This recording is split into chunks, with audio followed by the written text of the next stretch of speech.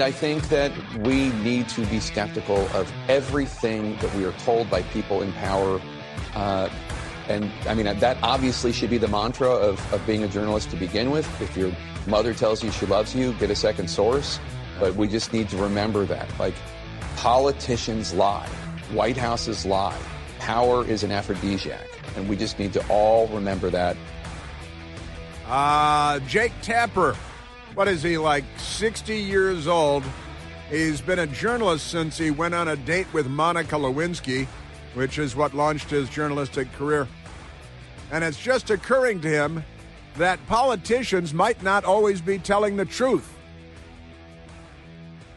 What he means is Democrats, because he's a former Democrat Capitol Hill staffer. He's a Democrat Party apparatchik, posing as a journalist at CNN, which is posing as a news organization. Isn't that amazing? Yeah. And it's the tired old 100-year-old newsroom line. If your mother tells you she loves you, get a second source.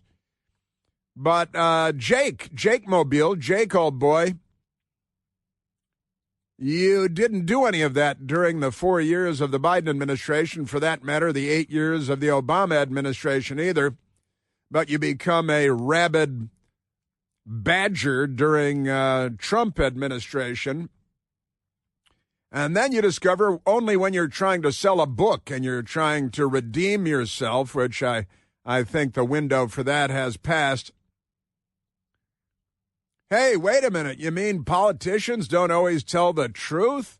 Holy cow. Boy, that is really something. Jake Tapper at CNN learning that he should be more skeptical when it comes to Democrats lying to him about Joe Biden being brain dead and physically incapable, intellectually incapable, mentally incapable of performing the role of President of the United States. But Jake, he's on to them now. That's never going to happen again until the next time there's a Democrat in the White House. And then he'll say, boy, after 4 years of that, he'll say, I can't believe I was tricked again. Don't be tricked. Don't be fooled. He's not a truth seeker. He's not a truth teller. He's, boy, oh boy. Speaking of which, remarkable things going on. A very good Wednesday to you. And today, Wednesday, you know what that means? It's hump day in the Clinton household.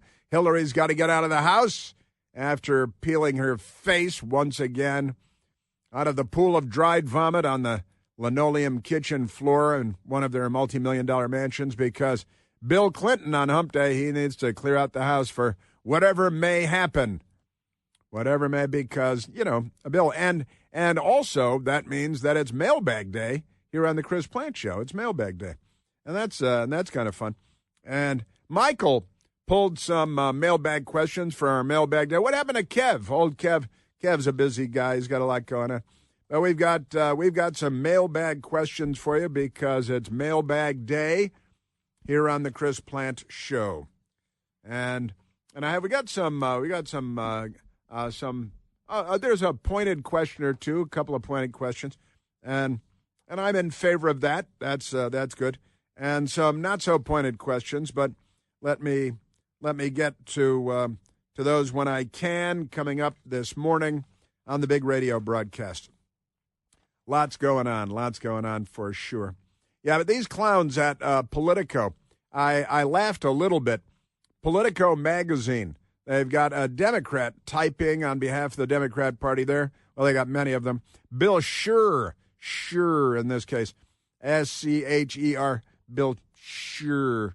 Sure, you're a journalist. And the headline is 21 unexpected heavy hitters for a Democratic shadow cabinet. He's trying to build a shadow cabinet. The Democrats, they have a lot of mental issues, as you know.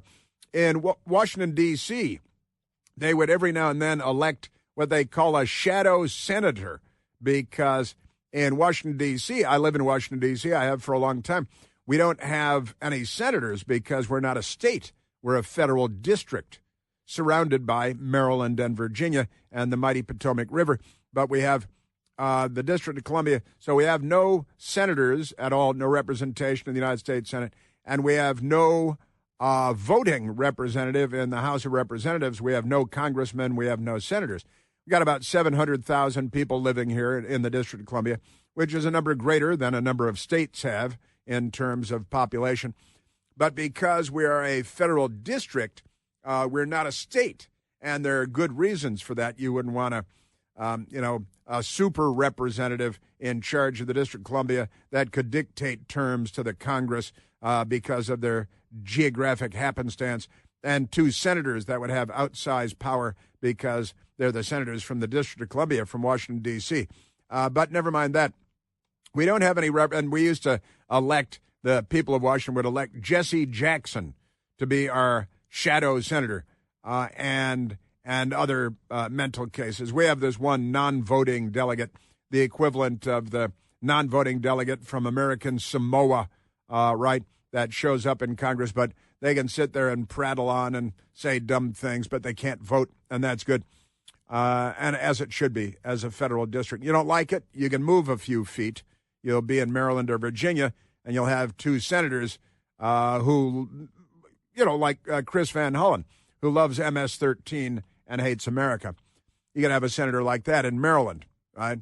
Or Jamie Raskin in Maryland, because they got these. But in any case, Politico magazine put together unexpected heavy hitters for Democratic shadow cabinet. You can have your shadow cabinet. Take your shadow cabinet and put it where the shadow can be found. And I saw this morning. The ridiculous people at Politico and Bill Scheer, the shadow cabinet as envisioned by the Michigan Democrat in an interview talking to a Michigan Democrat Senator Alyssa Slotkin, released, offered an intriguing idea. Build a shadow cabinet. This is what in third world hellhole countries, what idiots do that end up shooting everybody with AK-47s. Kind of like the Democrats on a baseball field, or the Democrats at a Trump rally, or the Democrats at a Jewish museum in Washington, D.C., assassinating two Israeli embassy employees.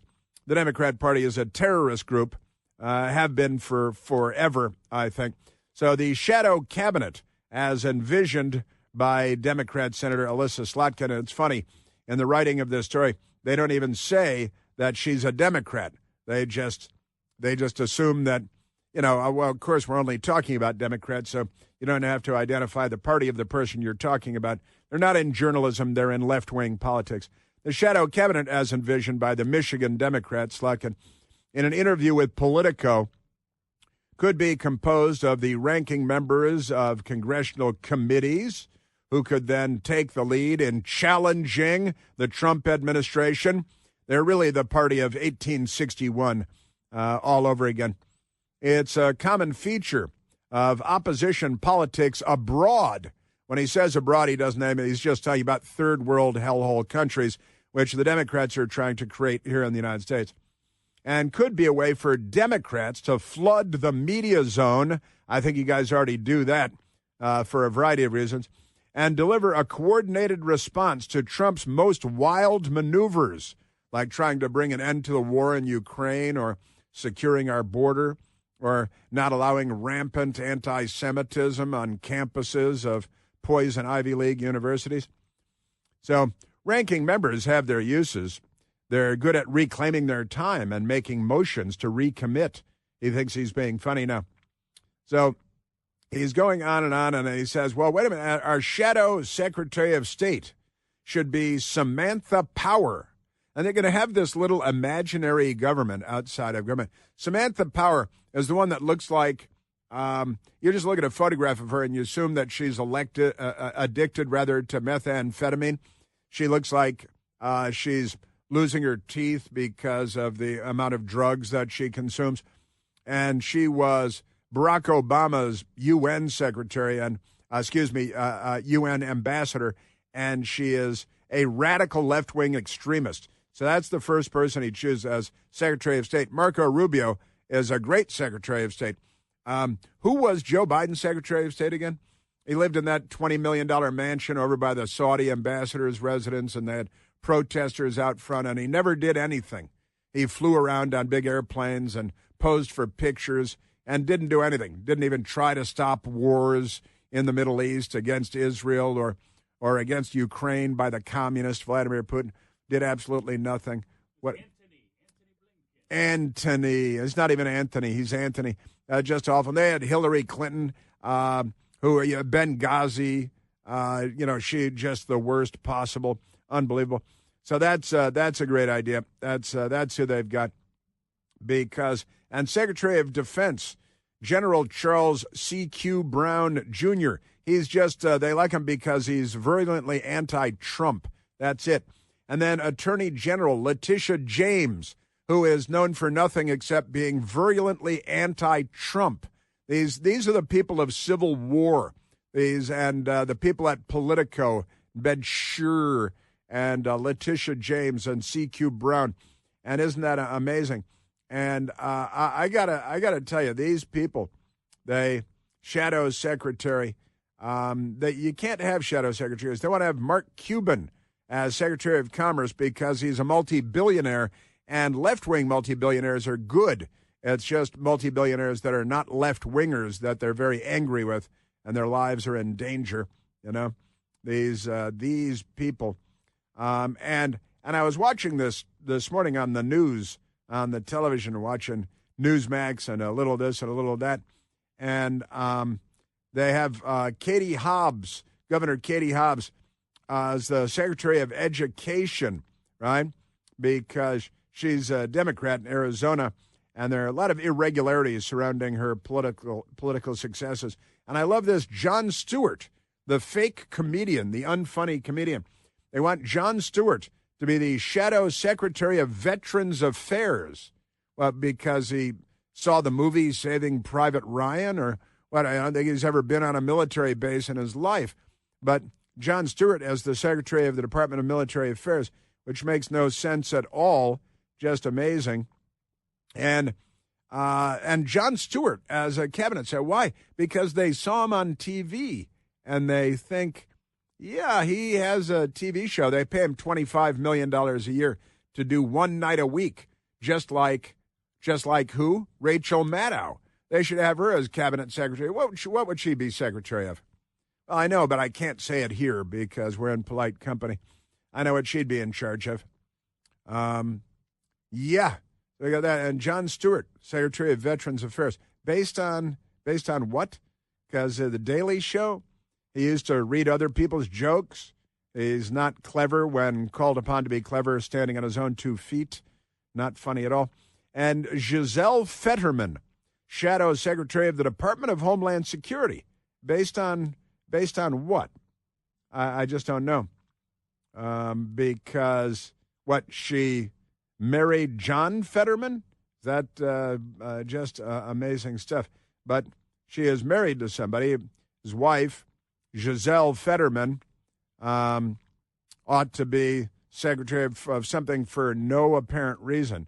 Just amazing. And Bill Nye, the science guy. They want to have Bill Nye, the science guy, as the secretary or the Environmental Protection Agency administrator of EPA, because he has a bachelor's degree in engineering.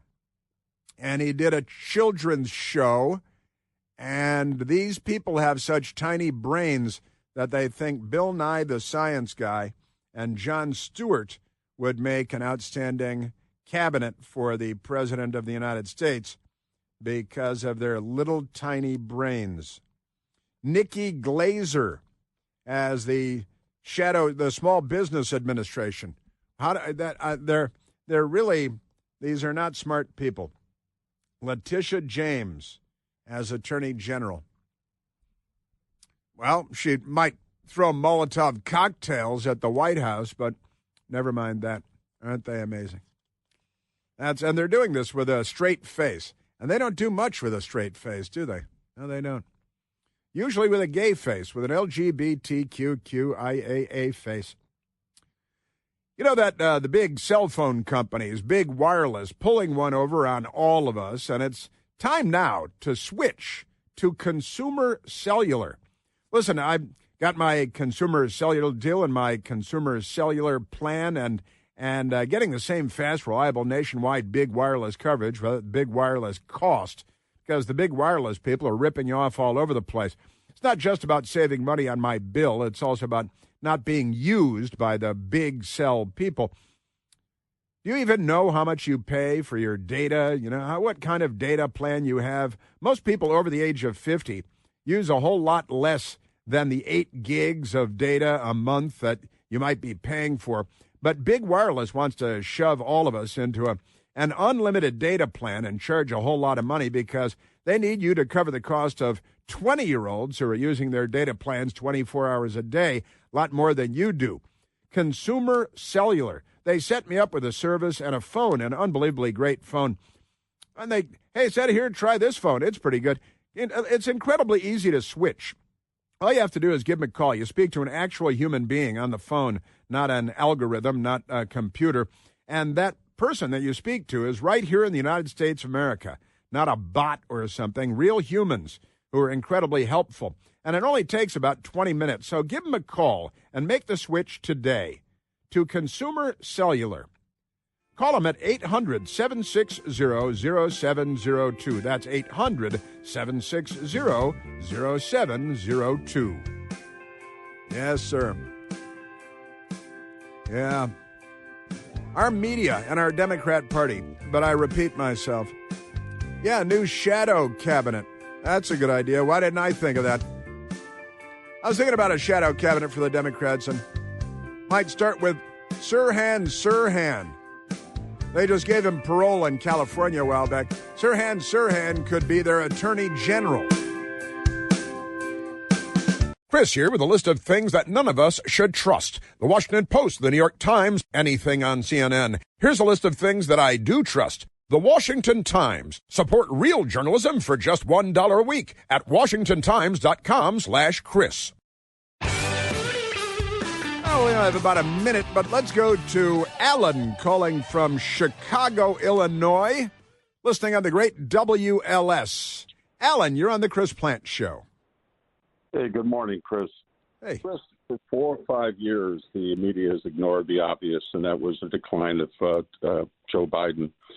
You would remember, as I do, when Al Haig walked out and said he was in charge at the White House after Reagan was shot. Uh-huh. They vilified him. They ripped him no end.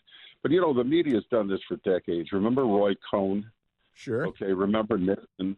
All of these are examples in my lifetime. You and I are roughly the same generation of how the media has been left and going further and further left every day. And one thing, I had a discussion with my doctor and others that are familiar with neurology. Look up Lewy body dementia. He fits it perfectly.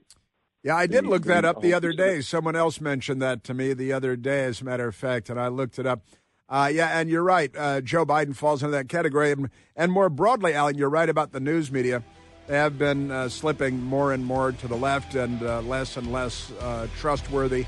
And they're trying to patch up their reputation that they have so blown up.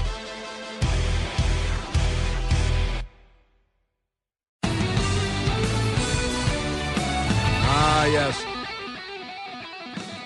Now, the people at CNN representing the American news media, and it's mailbag day today, too, and it's kind of fun. I'm not sure what I'm going to do with this, but we got some hate mailbag. We got the hate mailbag. Got hate mail for mailbag day, and it's kind of fun with a fake picture of me wearing a baseball cap that says, "I want to be a Jew." The baseball cap says, "I want to be a Jew." And it's kind of weird. The picture looks like me, but it's not me. It's really weird. Looks kind of like me, but not like me. I want to get to that because I don't think we've ever had it. Or at least we've never selected hate mail for the mailbag before. All right, but let me. Speaking of hate mail, let's get back to CNN for a minute because here's this kind of amazing story. You know, you've seen the video of French President Emmanuel Macron with his wife / school teacher. She was his school teacher when he was 15 years old. Now she's the first lady of France, and she's his wife. And it's kind of one of those, what do they call, like spring-autumn things, not the usual Washington, D.C. configuration where the man is 65 and the woman is 21. which happens a lot in Washington, but never mind that.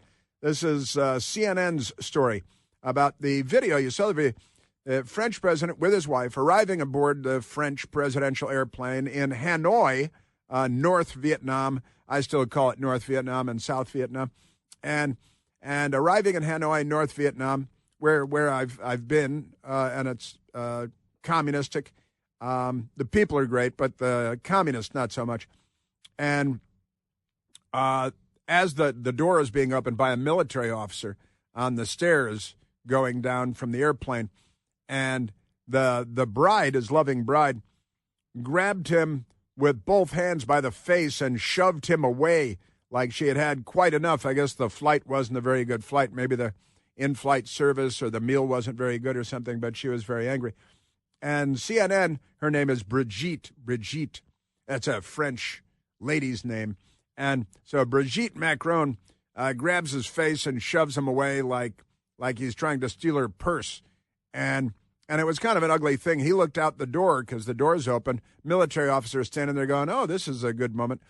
And the guy who opened the door, the airplane door, and he sees a bank of television cameras down at the bottom of the stairs and kind of does a little fake smile, a little politician smile, and looks at his wife and is like, hey, we're on candid camera. And she doesn't care. And they went down the steps together. And the video is kind of interesting and just a little bit of fun, not really a big thing. But here's the CNN headline. Video of Brigitte Macron, quote, pushing, end quote.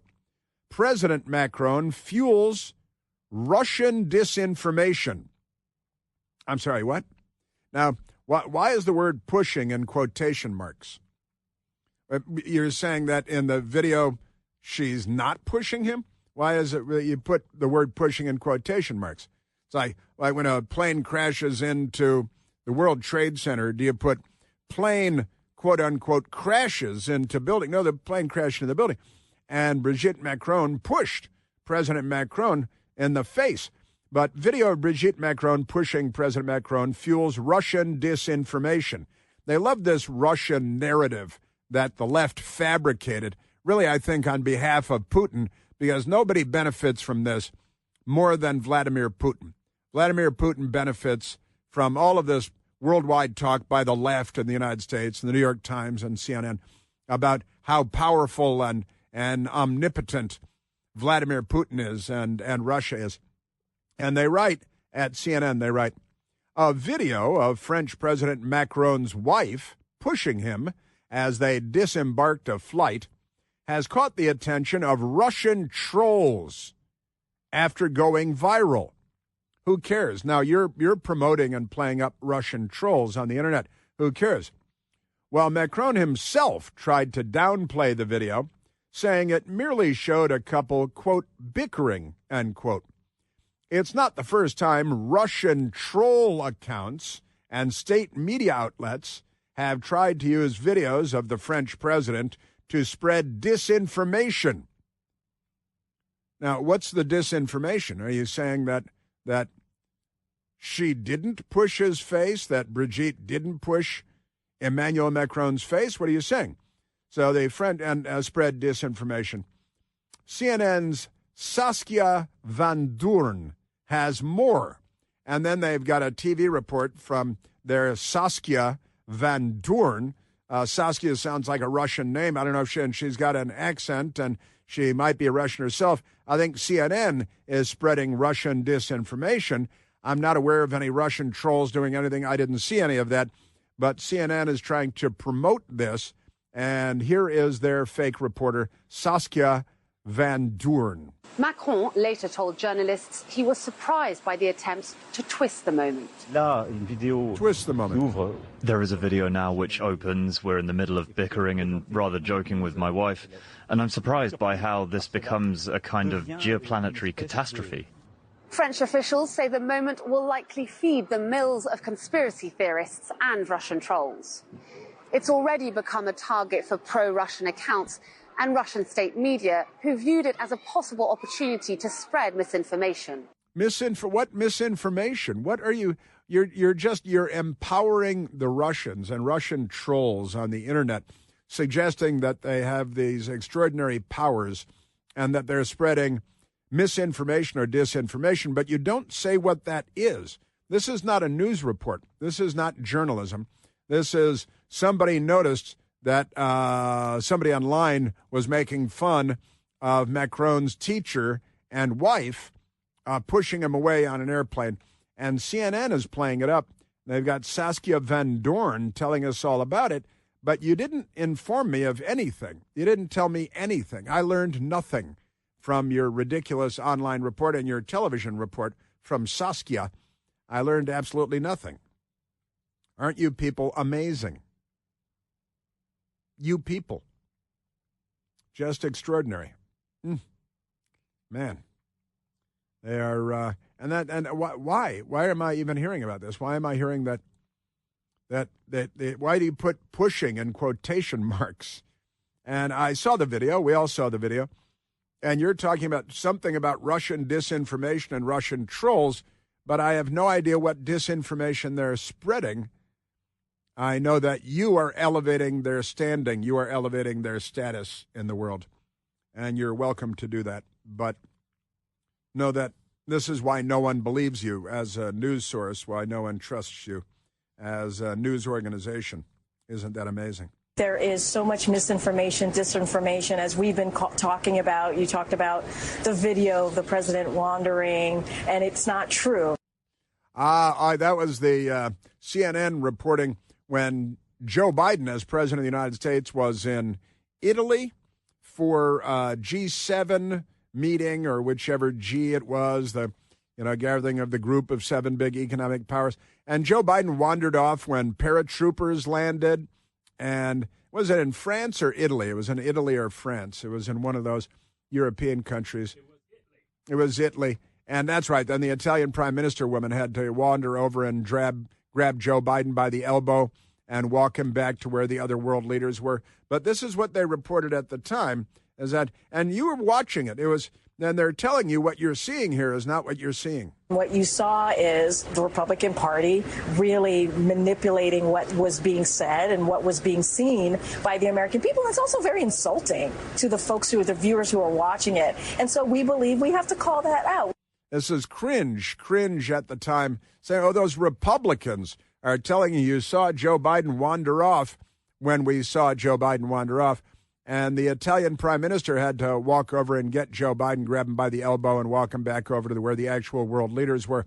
Our news media, they really, again, it's like German propaganda in the 1930s and 40s. Just extraordinary. And here's what you're watching. Here's the video. And they tell you, no, that's not what you've seen. No, you didn't see Joe Biden wander off.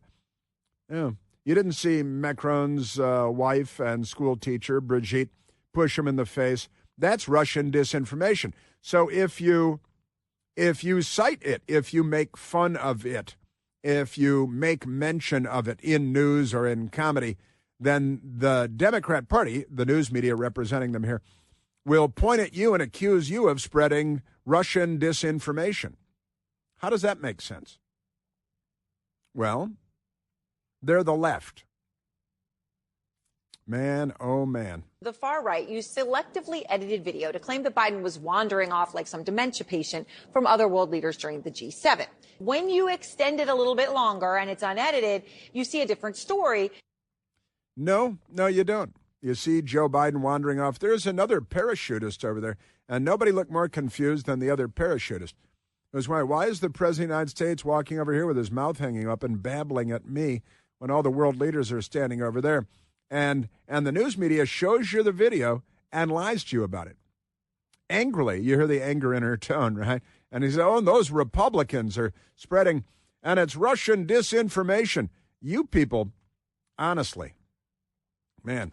All right, I see somebody's called in about Macron and his loving bride, Brigitte, shoving his face out of the way. Let's go to Ron, calling from Southern Illinois. Ronaldo, you're on the Chris Plant Show.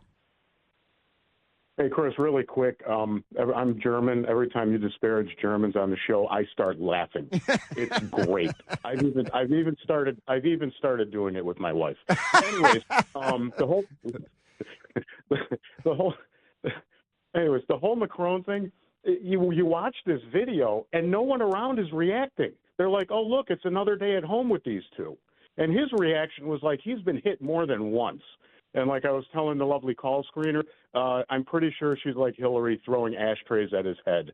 I was just thinking the exact same thing. I mean, it's true. The Secret Service around the Clintons, they know that if Hillary's throwing ashtrays at his head or bouncing lamps off of his head, that it's better to just kind of look the other way and don't make any mention of it. And you're right about that, Ron. There's a military officer, a French military officer at the top of the stairs who had just opened the door to the airplane. It's an airliner-sized airplane for the French president and his wife going from France to the former French colony of Vietnam. There was Indochine, and they're arriving in Hanoi. And the military officer with the open door standing there, and he sees this happen. And watch his face. Watch, if you got the video on the internet or something, watch the military officer standing at the top of the stairs for his reaction. And you are absolutely right, Ron, that the reaction is, that again, that's perfectly normal. And I, too, was reminded of the Clintons. So that's great. That's great stuff. And Germans, so you're of German stock. And look, you got to make fun of the Germans. You can't make fun of the Germans. Who's left to make fun of? Exactly. We even watch and try to make sure we don't say German words around the house like bratwurst. Otherwise, we might goose step. Schnitzengruben. Got to, 15's my limit on Schnitzengruben. That's good stuff. And now you're doing German shtick around the house now. I'm doing German shtick around the house with the wife. I've actually brought some of it to work. I need to be a little bit careful because some people are a little sensitive. But they're one of the days when you went off on one of them. I just started rolling before I drove into work, and it's been downhill ever since then. Excellent. That is great. I wouldn't call it downhill. I think, comedy everywhere is better than no comedy. I agree. That's what I think. Ron, a great call. Thank you very much, buddy. Southern Illinois. Ron, regular American people, see, German American, got that whole thing going. Got to make fun of Germans. We all grew up making fun of Germans, didn't we? Come on. My father went off to kill Germans when he was a young man, spent a few years doing that. And my father died. We moved in with my grandfather. When he was young, you know what he did?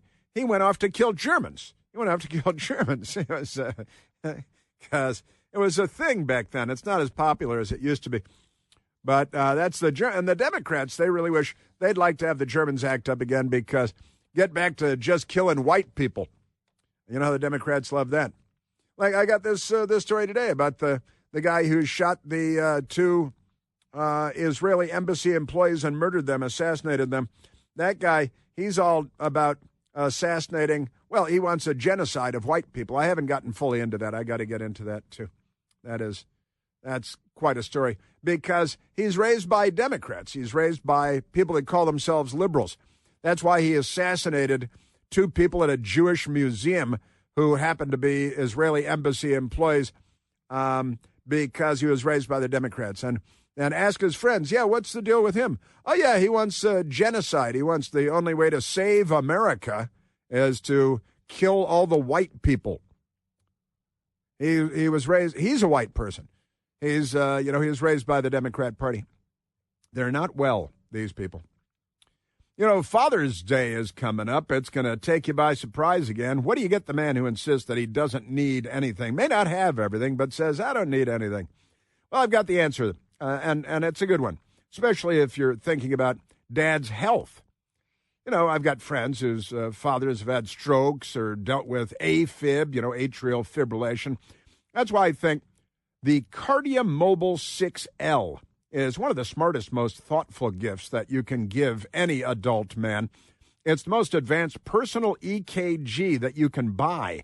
FDA cleared to detect atrial fibrillation, the leading cause of stroke, of course. It records medical-grade heart data anytime, anywhere, right onto your phone.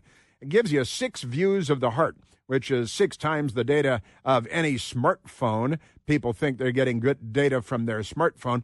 And at a fraction of the cost of a smartphone, I might add. This is the kind of gift your dad will actually use. And it gives you peace of mind, too. Could actually save a life.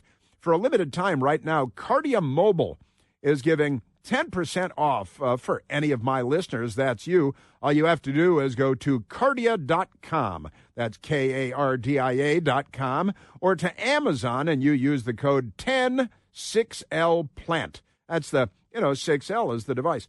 That's the number 10, the number 6, the letter L, followed by PLANT, 106L Plant. That's Cardia Mobile 6L. Cardia Mobile 6L, sponsored by AliveCor. Yes, sir. The Germans. Clink. From Hogan's Heroes to Mel Brooks. It never ends. The Elysee Palace originally said it was fake. Then yesterday, the press team said, no, it's real. They were having a laugh.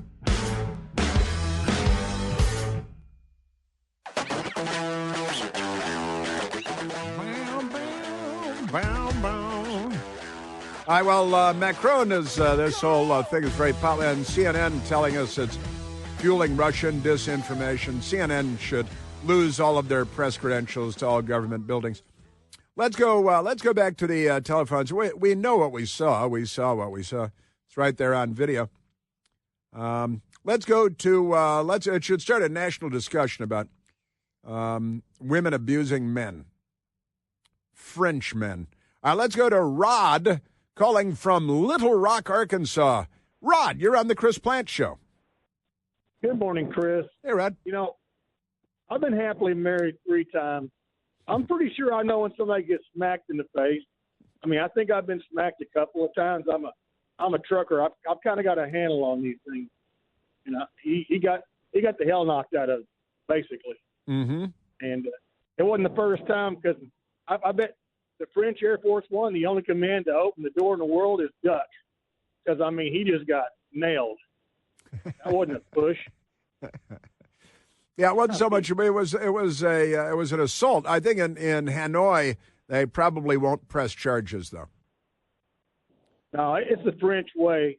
I don't know if they call it assault or a pepper, but I guarantee you, he's feeling it. The next morning, right? That's fun. You're a fun call, and I just want to be clear. You've been happily married 3 times. Yes, sir. Congratulations to you. That's wonderful. Not everybody can say that. That's good stuff. Rod, he knows where he knows.